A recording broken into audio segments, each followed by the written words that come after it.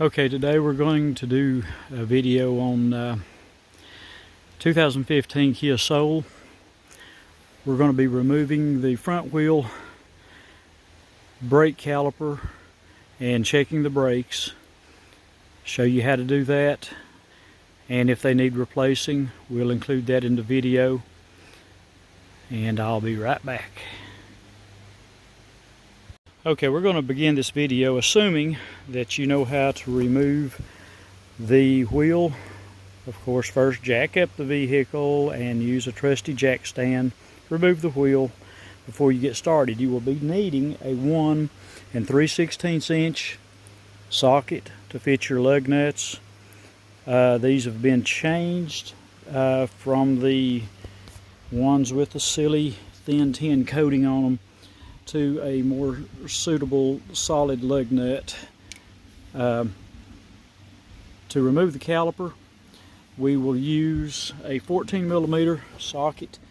There will be one bolt located here, one bolt located at the bottom. I strongly suggest breaking both of these bolts loose first before you remove one. That keeps the caliper from trying to spin. I will go ahead and break those bolts loose, and we'll be right back. Okay, with those two bolts removed,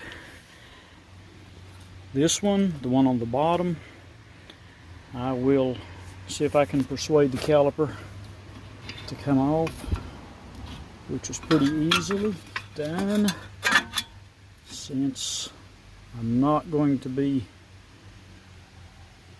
messing with it much. I'm just going to lay it right there. That will keep the pressure off of the hose, and I will pull these brake pads out, take a look, show you what they look like. These front pads both look good. The rotor is good and smooth on both sides. We have no problems there. This car is making a little scrubbing noise when it hits the brakes, and I'm guessing it's probably on the back brakes. We will check that next in another video. Let me slide these pads on. We'll put her back together.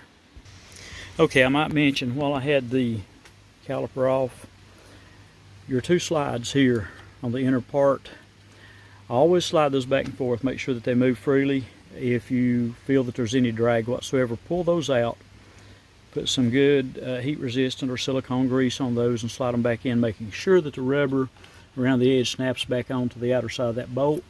Once you have that done, stick the thing back together and tighten those bolts up one at a time.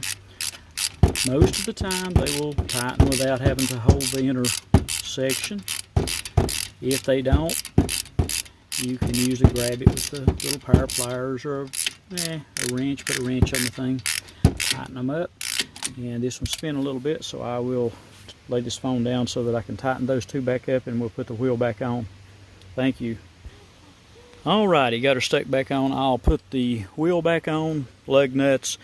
I might mention I do always like to torque my lug nuts when I put them on. Not everybody does this, but it seems to help with keeping the rotor actually from warping.